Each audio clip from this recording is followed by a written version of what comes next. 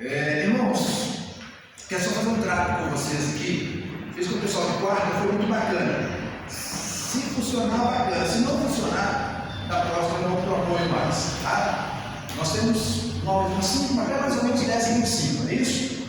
E aí nós estaremos passando para lá, 10h30, 10h25. Eu prometo a vocês que 10h15, no máximo, eu paro de falar. Mas eu vou pedir para vocês seguirem, por que eu vou parar 10 minutos antes? Para que as colaborações e comentários fiquem nos 10 minutos finais. Porque assim eu vou conseguir discorrer melhor aqui, tá? Não, eu quero sair fora das perguntas. Podem fazer, mas vamos deixar para o final, para a gente ganhar tempo. A gente consegue desenvolver melhor o estudo. Nós tivemos na quarta-feira, né, e foi muito produtivo para nós. Mas como eu digo, sempre, não quer dizer que o remédio que foi minha dor de cabeça vai curar a sua, né? Não quer dizer que deu certo na quarta, vai dar no domingo, vamos tentar. Mas vamos lá, a quarta tem tido mais ou menos essa quantidade de gente aqui também, né? Então, vamos lá. Segundo o André me passou, é a lição número 13, a libertação da lei. Se não for ela, depois vocês voltam lá atrás com ele. Mas a lição número 13 está aí, baseado aí em Romanos capítulo 7, do versículo 1 ao 25. Conforme a gente sempre tem feito, nós não vamos ler todo, porque não precisa. A gente vai estar lendo versículos aí, eu quero que vocês fiquem atentos com a Bíblia aberta em Romanos 7, tá? Do versículo 1 ao 25, justamente para a gente, na hora de pedir para ler, termos os textos em mãos aí. Ok? Romanos 7 é um dos textos mais complexos e difíceis dessa carta. Lembrando o capítulo 13 do livro, tá? Romanos 7 é um dos textos mais complexos e difíceis dessa carta. Talvez um dos mais densos de todo o Novo Testamento. Há uma gama enorme de opiniões dos estudiosos acerca da real interpretação. Não há unanimidade entre os exegetas quanto ao seu significado primário. Qual é a diferença? Qual é a identidade desse homem desventurado que clama por libertação? Será um impenitente ou um crente? E se for um crente, será um crente fraco ou um crente maduro? Tendo provado que o crente correu para o pecado, para o capítulo 6, Paulo agora explica a forma pela qual ele se torna morto para a lei. Que está no capítulo 7, que nós possamos ver, né, que é o nosso contexto, que é o nosso texto aí para estudarmos. Né? Então, Paulo trata da lei de Deus. Qual é o lugar da lei na vida do cristão? É a causa do pecado? É a causa da morte? Absolutamente não. A lei é santa e o mandamento é santo e justo e bom. A lei de Deus proíbe o pecado, prescreve a justiça e ainda protege contra a transgressão. Davi proclama: a lei do Senhor é perfeita e restaura a alma. Concordo com a F.F. Bruce quando diz: o que está em foco é o conceito errado de que pela penosa conformidade com o código de leis é possível adquirir mérito diante de Deus, né? Então, irmãos, nós vamos pegar aí essa parte, né, esse momento da carta de Paulo aos irmãos de Roma, só para entendermos o contexto também dessa carta. Nós já falamos isso aqui. A carta de Paulo foi escrita aos cristãos que estavam em Roma, né, mas com um propósito. Eu gosto sempre vou estar fazendo isso, porque quando eu entendo o propósito da carta, vai me ajudar a entender o que eu estou vendo naquele momento. Por exemplo, agora que nós vamos falar basicamente sobre a lei e a graça. Nós vamos tocar nesse assunto, né? Sobre a lei. O que é a lei para o homem?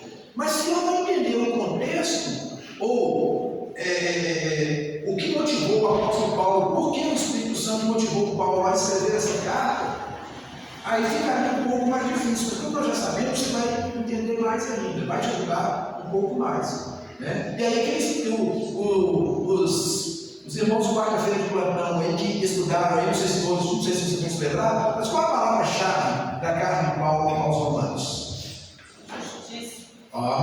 Mas você vê nesse dia, né? Justiça. Com qual propósito que Paulo escreve essa carta? De apresentar aos judeus, aos cristãos judeus, a justiça de Deus. Tá? Por que isso? Porque eles Os cristãos, judeus, que viviam em Roma, estavam vivendo debaixo do jugo, estavam vivendo ali sobre o jugo de Roma e esperavam justiça. Então Paulo vem apresentar a esses irmãos ali a justiça de Deus. Tá? Isso é bem prático, só para você ter uma noção do que nos traz a carta de Paulo. Aí você vai entender por que fala-se tanta injustiça nessa carta, por que tanta a expressão de justiça nessa carta. A intenção aqui é mostrar para eles que a justiça viria, mas não da forma que alguns esperavam.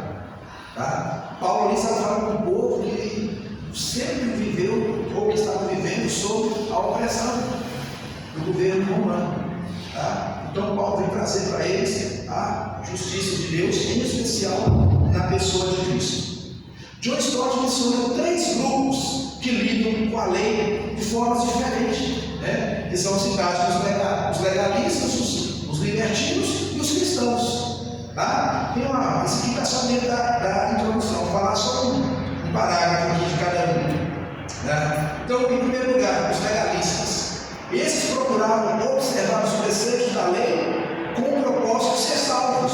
Tá? Uma vez que não conseguiam cumprir as exigências das leis, os legalistas acabavam ostentando uma religiosidade apenas de aparência.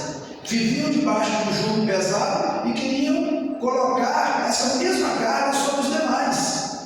Para o Arruismo, a deficiência do legalismo é que ele vê os pecados, mas não o pecado, que é a raiz do problema. O legalismo nos julga de acordo com os elementos exteriores e não com os interiores. Mede a espiritualidade de acordo com o que se vê, de acordo com o que se deve ou não fazer. O legalista torna-se um fariseu, cujas ações exteriores são aceitáveis, mas cujas atitudes interiores são desprezíveis. Né? Paulo estava falando aqui exatamente dos fariseus mesmo. E próprio Jesus já havia falado sobre eles. Olha, vocês abrem fardos pesados para os outros, mas vocês mesmos não colocam nem o dedo. Né? Aqueles legalistas, esses observadores da lei, né? Que achavam que cumprindo toda a lei daria a eles a salvação, né? Mas quando eles viram que não foi bem assim, né? Mas eles continuaram. Não, nós vai ser o nosso jeito. E eles só observavam o exterior. Tanto é que Jesus fala: vocês fazem isso, isso e isso. Vocês são até dizimistas. Olha só. Os caras eram até dizimistas, deve ser. Mas vocês não observam a coisa. Vocês não observam o amor. Vocês não conseguem obedecer. Né? Trazendo para o nosso contexto. Vocês não conseguem ser crente de verdade. Você dá um dízimo até bom. Mas não é todo mundo faz isso, não, tá? Você dá um dízimo até bom. Você até colabora na igreja. Ou seja, exteriormente você vive de uma forma de aparência. É isso que aqueles legalistas, os fariseus faziam. Viviam uma vida de aparência. Então essa era a visão legalista daquele tempo, né? Que era uma das classes que viviam ali. Em segundo lugar, tinham os libertinos, né? E nós vamos ver que todos esses grupos têm até hoje. Tá? Então, vamos lembrar, os legalistas eram os fariseus, que atavam fardos pesados para os outros, mas eles mesmos colocavam o dedo e achavam que iam ser salvos somente pelas obras. Okay? Em segundo lugar, vem os libertinos, de forma diametralmente opostas. Esses olhavam para a lei como a causadora de todos os problemas.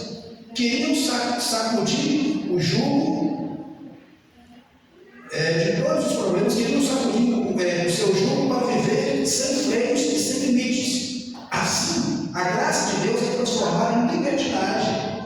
Esse ainda é o modo de agir da chamada nova moralidade. Seus seguidores sacudiram de sobre si o jugo divino e anularam a lei moral de Deus. Pega esse pedacinho aqui porque é muito interessante. Irmãos, o que acontece? Como que a gente vê isso? Né? Tinha pessoas que estavam dizendo: não, eu já não estou mais debaixo da lei. Então, olha só, o primeiro grupo, eu vivo debaixo da lei, eu tenho que fazer porque a lei manda, mas também não importa se eu estou amando ou não irmão. Não importa se o que está sendo realmente, o que realmente eu deveria viver. Mas vem um outro grupo e sacode o jugo da lei, tira a poeira da lei. Não, agora eu estou debaixo da graça. Agora eu posso fazer o que eu quiser. Será que não existem esses grupos até hoje? Eu posso fazer o que eu quiser. Eu posso viver da forma que eu quero. Acabei de falar com o pessoal de baixo. No nosso próprio meio existe. Lógico, com uma outra ótica, em um outro assunto, mas existe. No nosso meio, eu digo, reformado. Né? Os grupos que acham, uma vez salvo, sempre salvo, porque até aí tudo bem, mas agora eu posso fazer o que eu quiser. Uma vez salvo, sempre salvo, eu posso fazer o que eu quiser. Que base na Bíblia nós vamos achar para isso? Nós vamos achar uma base segura para dizer que Jesus nos salvou e que nós não vamos perder a salvação porque Ele não vai nos lançar fora. Nós fomos até Ele porque o Pai nos entregou para Ele. Foi o Pai que nos deu para Ele, João 6,37. Todo aquele que o Pai me dá, isso vem a mim, que vem a mim, de modo nenhum eu lançarei fora. Eu tenho essa base, a segurança da salvação. Eu tenho em Cristo Jesus, mas eu não encontro base para fazer o que eu quiser. Essa liberdade em Cristo é liberdade. Vamos ver para que tipo de liberdade? O que eu posso fazer e o que eu não posso fazer com essa liberdade? Então os libertinos estavam vivendo dessa forma. Não, e isso, irmãos, é usado até para infringir as leis locais. Nós conversamos muito sobre isso lá, algumas colocações muito pertinentes, né? De que às vezes a igreja tem uma determinada doutrina. Não, eu não sou obrigado a seguir isso, não. Não, eu sou liberto. Tá, mas essa doutrina tem base bíblica. Quais são os preceitos dessa doutrina? Qual é a base fundamental dessa doutrina? É literalmente a Bíblia. É a palavra de Deus. Está batendo? Sim. Então essa é a conceito. Eu preciso, eu tenho que seguir. Tá? Então, não é fazer da liberdade uma libertinagem. E isso, infelizmente, irmãos, infelizmente. Né? Ontem, ainda nós comentávamos aí com muita tristeza. Graças a Deus, tinha um número maravilhoso de pessoas aqui ontem. Fizemos um louvor gostoso lá embaixo. Né? Mas comentamos com muita tristeza. Quantos que poderiam estar aqui, mas deve estar lá na festa da quadrilha, né? Na idolatria. Tá? Não vou entrar nesse mérito. Não quero entrar, não vou entrar nesse mérito. Né? Às vezes nem pergunto se a igreja tem programação. Não, eu sou livre. Eu posso fazer o que eu quiser. Pode. Né? Sabe, nós poderíamos também usar essa liberdade para não pecar contra o nosso Deus. Para não pecar contra o nosso Deus.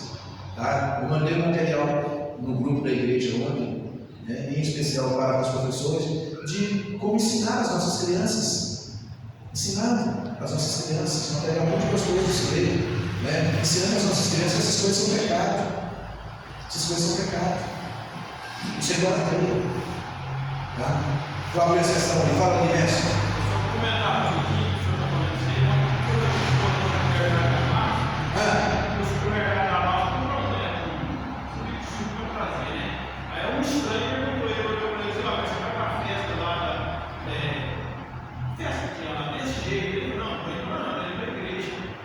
Pois é, então, às vezes, e aí você para e pensa, né? E o interessante, irmãos, de tudo isso, que agora, essa semana, eu tenho visto muitos vídeos mesmo, né, sobre o catolicismo. Eles estão vindo para cima de nós com tudo. Eu estava passando para a falar esses dias. Eles estão vindo para cima de nós com tudo. Que nós somos mentirosos, que a única verdade que nós temos é que nós pegamos da igreja deles, eles se colocam como a primeira igreja. Mas o que é legal de tudo isso, irmãos? Sexta-feira, eu fui fazer uma visita, e nessa visita, nós oramos, uma pessoa me entregou 2 objetos de idolatria. Eu te coloquei no grupo da igreja, que está no grupo, viu lá. Está ali no meu gabinete, que quiser olhar depois, olha rapidinho, logo me consumir aquele troço lá. Então, assim, enquanto você vê pessoas saindo da idolatria, querendo abandonar a idolatria, é uma tristeza você saber que crentes estão frequentando esses ambientes. Parece que saiu do Egito, mas o Egito não saiu deles. E alguém brincou, né? Nossa, e a igreja moderna que põe bandeirola, faz a quadrilha, o que você acha disso, pastor? Porque isso é saudade do mundo. Isso é saudade do mundo. Está com saudade do mundo? Vai lá. Talvez Cristo não seja suficiente, irmãos. Talvez Cristo não está sendo suficiente. Aí eu preciso ir lá. Eu preciso buscar. Então, é só para ilustrar aqui, né, esses libertinos, né, que são aqueles que acham, né, que está liberto da lei, que a única coisa que prendia, o que não permitia que vivesse de qualquer maneira era a lei. Mas deixa eu falar, nós não estamos mais sob o jogo da lei, estamos debaixo da graça, mas a graça também, ela deve e ela nos impede de fazermos aquilo que nós queremos. Ela nos ensina a fazermos aquilo que Cristo quer que façamos. É isso que a graça nos ensina. E o terceiro grupo, irmãos, é o grupo dos cristãos. Foi na página 259, tá? No nosso livro. O grupo dos cristãos, esses se regozijam tanto em sua libertação da lei, que lhes traz justificação e santificação, como em sua liberdade cumprida. Deleitam-se na lei por ser a revelação da vontade de Deus, mas reconhecem que a força para cumpri-la não provém da lei, mas do Espírito. Em síntese, o legalista teme a lei e está debaixo de sua servidão. O libertino detesta a lei e a lança fora. O cristão respeita a lei, a qual ama e obedece. Tá? Então, tendo considerado essas três vertentes aí, né, de interpretações bíblicas, né, de hermenêutica, nós vamos analisar agora o texto por completo, tá bom? Então vamos lá, querido, só lembrar disso, que eu precisava lembrar disso aqui, tá? Que o cristão respeita a lei, a qual ama e obedece. Nós vamos começar a estudar aqui no dia 22, no sábado, e todos estão convidados, quem quiser vir. Eu acho que a Marta já leu o livro. Eu não me lembro de todas as pessoas que eu emprestei no livro, Conhecer Jesus é Tudo, mas a Marta foi a primeira. Não foi, Marta? O que você achou daquele livro, Marta? A Fabiola, eu perguntei ela de 9 de 0 a 10, ela deu 1000. Não foi de pergunta de 0 a 1000, foi só de 0 a 10. E nós vamos estudar esse livro aqui. Eu desafiei outros jovens e quem estava presente a estudarmos. E dia 22, na próxima reunião dos jovens, nós vamos estudar aqui, tá? Esse livro. Vamos começar a estudar o livro de Conhecer Jesus é Tudo. Eu vou fazer um pedido desses livros. Até então eu tinha olhado, estava em torno de R$13 mais ou menos cada livro. Eu vou comprar pelo Mercado Livre. Primeiro eu vou ver com a Solange se ela consegue, quanto foi que ela comprou, se ela consegue um preço melhor. Tá? Esse livro é do pastor Alejandro Milhão, da Igreja Adventista do Sétimo Dia. Você fala, que é isso, Márcio? É um livro maravilhoso. Tá? Um livro fininho. Você senta em 2 horas de leitura, você lê todinho. Tá? A Rose deu uma lição, porque a Rose já leu 3 vezes. Aí eu ganhei essa semana, vocês viram que eu mostrei no grupo da igreja, presente, não tinha nada, foi? Ela já começou a ler o livro de novo, não, Rose, agora é meu. Ela está lendo o livro de novo, de tão maravilhoso que é. Conhecer Jesus é tudo. E tem uma parte desse livro, para fechar essa parte aqui do cristão, que observa a lei de Deus, que eu acho maravilhosa, e é a verdade. Uma pessoa, ele pode observar toda a lei sem amar a Cristo. A pessoa consegue observar a lei sem amar a Cristo. Mas o que ama a Cristo não consegue ficar sem obedecer a lei. A verdade é essa. Tá? Uma pessoa consegue observar a lei toda sem amar a Cristo? Consegue.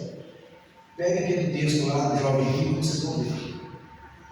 Tá? Ele conhecia a lei de cima de ponta a ponta. Mas na hora que mostra seu amor e obediência a Cristo, ele baixou a cabeça e foi embora. Então a pessoa pode conhecer a lei toda sem amar a Cristo. Mas ninguém que ama a Cristo consegue ficar sem obedecer. Essa é a verdade. Ok? Então vamos lá, irmãos.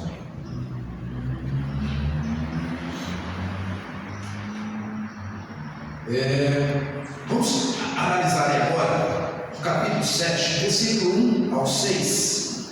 Nós vamos falar sobre a libertação da lei. Vou pedir o Emerson, leia para nós aí, por favor, meu irmão, capítulo 7. Ou melhor, é 7, Isso. Não, vai ser baseado no 7 de 1 a 6. Eu quero que você leia só os 3 primeiros para a gente abranger esse pedacinho aqui. Tá? Só os 3 primeiros, depois a gente pega mais. Porventura, ignorais, irmãos, pois falo aos que conhecem a lei, que a lei tem domínio sobre o homem toda a sua vida. Ora, a mulher casada está ligada pela lei ao marido, enquanto ele vive, mas, se o mesmo morrer, desobrigada ficará da lei conjugal, de sorte que será considerada adúltera se, vivendo ainda o marido, unir-se com o homem. Porém, se morrer o marido, estará livre da lei e não será adúltera, e se contrair novas núpcias. Então, irmãos, a primeira coisa que vamos ver que Paulo vai mostrar aí é a libertação dessa lei. Né? Então, a primeira coisa que eu aprendo aqui, que Paulo nos oferece o primeiro princípio, né, dessa lei. Depois ele dá uma ilustração e finalmente nos apresenta uma aplicação. Algumas verdades devem ser aplicadas aqui. Fiquem atentos no texto, porque eu vou só esses 3 primeiros, depois a gente vai ler o restante. Em primeiro lugar, o domínio da lei. A lei tem domínio sobre o homem durante toda a sua vida. Tem uma palavra grega aí, que significa ter domínio ou autoridade sobre. Essa autoridade limita-se durante a nossa vida. Apenas a morte pode interromper o domínio da lei sobre nós. Se a morte sobrevém, os relacionamentos estabelecidos e protegidos pela lei são dados por terminados. A lei é válida para quem vive, não tem poder sobre o morto. Esse é um axioma legal, universalmente aceito e imutável. Enquanto vivermos, estaremos sujeitos às demandas e penalidades da lei. Esse é o primeiro ponto, irmãos, o domínio da lei. A lei tinha domínio, a lei tem domínio, a lei é boa? Claro que é. Em momento algum, o apóstolo vai criticar a lei. Em momento algum, Paulo vai falar, a lei é ruim. Pelo contrário, quando ele faz essa pergunta, tem vários questionamentos aqui na carta de Paulo aos Romanos. Um, ele questiona a lei e ele mesmo diz que a lei é boa. Quando alguém vai questionar, por exemplo, a justiça de Deus, eu acho muito interessante isso. Por quê? Porque algumas pessoas questionam e dizem assim: mas Deus é justo? Seria Deus justo em salvar um e não salvar o outro? Os romanos, os judeus, os cristãos de Roma também questionaram isso para Paulo. Mas seria, o próprio Paulo faz esse questionamento. Deus é injusto? Paulo não, de maneira alguma. Deus não é injusto. Tá? Mas nós estamos pegando aqui sobre a questão da lei. A lei, ela tem domínio. Agora vamos focar, tá? Não na lei de uma forma generalizada. Vamos focar na lei de Deus, da lei do Antigo Testamento. Porque a intenção de Paulo aqui é justamente mostrar que essa lei, ela foi boa, ela conduziu o povo. Paulo tem um determinado momento que Paulo fala que a lei serviu de aio para o povo até a chegada de Cristo. O que era aio? Tutor. A lei serviu de tutor. A lei é que conduziu o povo até a chegada de Cristo. Então nós precisamos, a intenção aqui do autor, aqui da Bernardes, é nos mostrar que a lei de fato, ela tinha domínio, tá? Sobre o povo. Então a primeira coisa que aprendemos, a lei tinha esse domínio. Em segundo lugar, irmãos, Paulo faz aí uma analogia ao casamento, por isso que eu pedi o antes que lesse aí até o versículo 3, que já ficou passado para nós aí. Paulo compara a lei com o marido, e os crentes como uma esposa, como esposa. Esse casamento é turbulento e conflituoso. A culpa não é do marido. Ele é perfeito, é santo, justo e bom, é espiritual. O problema é que essa esposa nunca consegue ajudá-lo, pois é imperfeita, carnal, rendida ao pecado e sempre frustra as expectativas do marido. A lei é do marido perfeccionista. Esse marido ordena a esposa por sua menor falha. Essa mulher, que somos nós, não pode divorciar-se do marido. O contrário é claro. A lei prende o marido enquanto ele viver. Só a morte do marido pode tirar essa mulher desse jugo conjugal, pois a morte muda. Não apenas as obrigações da pessoa morta, mas também as obrigações dos sobreviventes, que com ela mantinham algum contrato. Então vamos lá. Paulo faz a analogia do casamento até para chegar na libertação, até para chegar só para as pessoas entenderem, porque muita gente acha, há grupos que pregam até hoje, que nós estamos debaixo da lei até hoje. Então a intenção de Paulo vai mostrar para eles a fazer a analogia com o casamento. A lei é boa? É. Mas você é capaz de obedecê-la? O que Paulo está fazendo essa comparação é isso. Olha, o marido santo, justo e senhor, mas esse marido come demais dessa mulher. Então, essa mulher vai ser capaz de cumprir isso. O marido é perfeito, mas a mulher não. Essa que é a analogia que Paulo está fazendo aqui do casamento. A lei é boa? Sim. Mas ela só apontava os erros do povo. E é muito interessante isso, irmãos. E é muito interessante isso, porque ela sempre apontou para o erro, mas ela nunca apontava a solução. É uma analogia tremenda. Isso aqui nós poderíamos usar para um encontro de casal, até para as dinâmicas. Eu te aponto tudo que você está fazendo de errado, só não consigo te apontar a solução. É isso que a lei fazia com o povo. É isso que a lei está mostrando. Né? A lei estava dizendo, a lei chegou ao ponto de dizer, através dos fariseus, olha, eu sou bom demais para você. Eu sou bom demais. E de fato era. De fato era. Quem somos nós? Eu sou bobo, eu sou louco de criticar a lei de Deus, as leis do Antigo Testamento. Porque foram elas que apontaram o pecado. A questão da lei, não vou dizer que o problema da lei, a lei não tem problema. A questão da lei é só que ela nunca apontou a solução. Ela sempre apontou, ela mostrou. Por quê? Porque ela é boa, ela é perfeita. A lei sempre foi perfeita. Ela só não apontava a solução. E o homem, e a noiva, a esposa, estavam debaixo desse jugo. Mas ela não podia se divorciar. Ela não podia se divorciar. Então, para se divorciar é necessário o quê? A morte do cônjuge. Depois a gente vai lá para separar ele da morte. Pelo amor de Deus. Então é necessário. Né? Mas até chegarmos lá, nós vamos mostrar agora a legitimidade do novo casamento. Tá? Porque aí veio a morte. Deixa eu pegar um pedacinho aqui, né? Na metáfora do casamento, o marido morre e a esposa casa-se novamente. No caso, tem apreço, contudo, não é o marido que morre no casamento, mas a esposa, que é o crente. O crente morre ao identificar-se com Cristo na sua morte. Assim como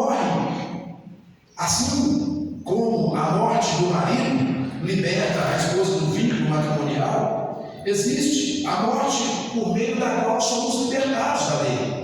Pois pela morte de Cristo recebemos nossa libertação de todas as exigências da lei.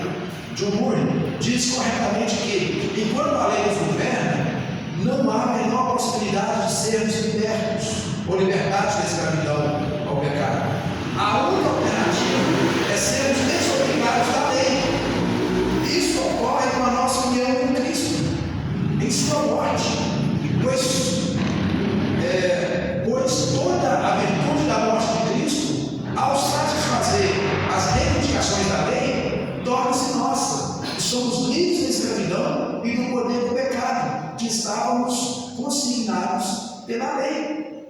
Tá? Então, irmãos, nós somos livres. Por que nós somos livres desse casamento? Porque houve uma morte. Um dos lados morreu. Só que o que morreu não foi o esposo, foi a esposa, na pessoa de Cristo. Nós somos a noiva dele. E nós morremos com ele. Nós, como noiva, nós, como igreja dele, nós morremos com ele. Então nós morremos para a lei. na pessoa de Cristo. O sacrifício dele foi suficiente. Ele cumpriu toda a lei, ele foi o único capaz de fazer isso. E cumpriu o suficiente ao ponto de morrer. Então agora nós morremos com ele. Então, para haver o divórcio era necessário que houvesse uma morte. E houve essa morte. Ou seja, quando nós morremos com Cristo, mas como que pode? Só que o morto ressuscitou. Porque quando nós morremos com Cristo, nós também ressuscitamos com Cristo. E agora nós estamos livres para um novo casamento. E aí nós vamos ver que o apóstolo vai ensinar sobre, que é o terceiro ponto aí, tá? Em terceiro lugar na página 261, a legitimidade do novo casamento. Está no versículo 4. Lê para nós aí, Marquinhos, versículo 4. Assim, meus irmãos, também vós morrestes relativamente à lei, por meio do corpo de Cristo, para pertenceres a outro, a saber, aquele que ressuscitou dentre os mortos, a fim de que frutifiquemos para Deus. Então, irmãos, não precisa nem falar nada, o texto é muito claro. Tá? Nós morremos para a lei quando Cristo morreu. E nós permanecemos vivos porque Cristo ressuscitou. Mas nós somos livres, porque houve uma morte. Então a legitimidade do casamento, a legitimidade está na viuvez.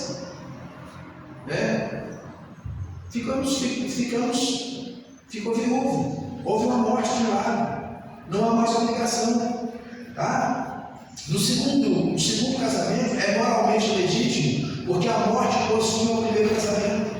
Somente a morte pode garantir a libertação da lei do casamento e, portanto, o direito de casar-se de novo.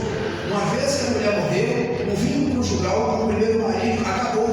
Ela está morta em relação a esse marido. Uma vez que ela ressuscitou, está livre para permanecer a outro marido. Deu para entender até aí? Está dando para entender, gente?